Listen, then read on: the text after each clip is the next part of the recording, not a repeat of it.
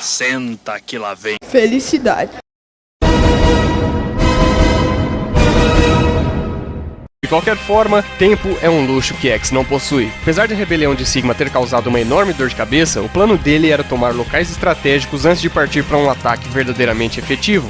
Mas essa onda de ataques agora era muito mais agressiva, o que faz sentido, pois o objetivo dessa vez não é arquitetar uma estratégia. Ao invés disso, os X-Hunters tinham apenas enviado seus subordinados para dar cabo de X. E nada melhor para chamar a atenção dele do que pôr a vida de milhares de pessoas em risco. A missão dele agora é evitar o caos iminente. Felizmente, tinha uma chance, pois a equipe de inteligência identificou a mesma falha do plano de Sigma nessa nova investida inimiga. As armas que X poderia conseguir dos DNAs dos Mavericks serviriam para neutralizar os subsequentes, isso se ele seguisse uma ordem determinada. Sem perder tempo, ele vai em busca do primeiro inimigo, Wire Sponge.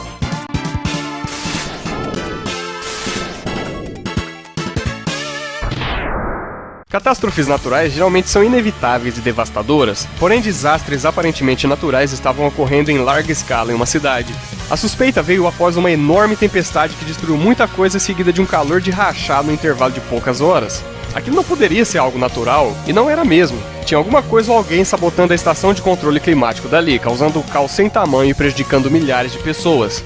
Conseguindo entrar na estação, estava realmente tudo muito louco por ali, reploides animais atacando, postes de monitoramento soltando lasers e alterações constantes de chuva e sol. Nesse lugar, X encontra itens já conhecidos de sua batalha anterior, um Heart Tank e um Sub-Tank, presságios de uma batalha maior que se aproxima. Mas voltando ao caos temporal, tudo isso era obra de ninguém menos que o Wire Sponge. Esse Maverick havia sido criado em uma fábrica de reploides tomada por Sigma secretamente durante os eventos de 6 meses atrás. Aparentemente foi também o único produto dessa fábrica que já estava caindo aos pedaços. Por causa disso, houve um acidente durante sua produção que acabou afetando seu programa cognitivo, deixando ele com uma personalidade infantil e com uma espécie de déficit de atenção.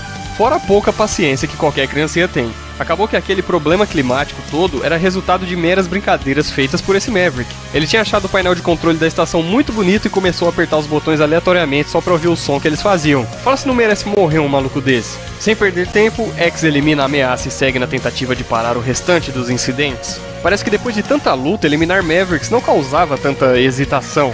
A morte de semelhantes por uma causa maior era justa, mas X deve tomar cuidado para não se tornar insensível à destruição. Quem sabe os resultados que isso poderia causar. Seguindo o plano, a próxima missão envolvia encontrar e destruir um desertor sem vergonha, o jacarezinho Will Gator.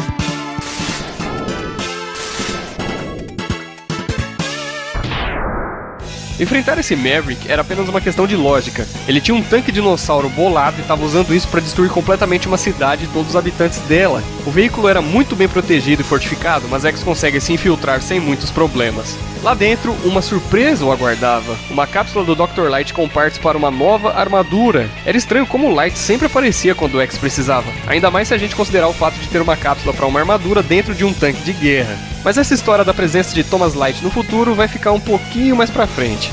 Sem demora, X entra na cápsula e se equipa com os braços de sua segunda armadura, que permitia usar o Buster em ambos os braços, porém estava limitado a usar um de cada vez, ou usava no braço direito ou no esquerdo, além de poder concentrar ainda mais energia para um ataque duplo e poder carregar armas especiais. Após isso, seguiu enfrentando o tanque por dentro. Entre plataformas, espinhos e elevadores, X alcança o inimigo. A ficha do jacaré não era das mais limpas. Antes de tomar o lado dos inimigos, Will Gator havia sido afastado de sua unidade por causa da natureza violenta que possuía, chegando ao ponto de atacar um aliado no calor de uma missão.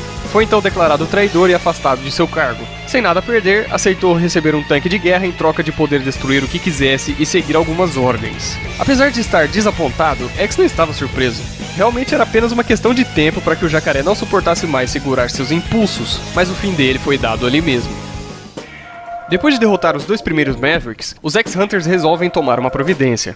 Edgel nota que Sigma não se ferrou nas mãos de X sem motivo, e Sergis teme pela vida de seus subordinados, acreditando que eles não vão segurar o reploide azul pelo tempo necessário. Sem alternativa, resta eles intervir. Na base dos Hunters, Dr. K informa a chegada de uma mensagem. O líder deles, Sergis, traz uma notícia que iria dar um nó no cérebro eletrônico de X. Nós temos as partes do Zero, se é que você as quer de volta. Será possível? Será que realmente havia sobrado alguma coisa depois do sacrifício de Zero? Ao que tudo indica, fragmentos dele ainda existiam e tinham sido reunidos pelos X-Hunters. Edgel complementa pedindo a X que vá ao encontro deles, sozinho. Violent termina dizendo que se o Reploide Azul for tão bom quanto aparenta e derrotá-los, poderá ter as partes de seu grande amigo de volta. Realmente esses tais X-Hunters não sabem com quem estão mexendo.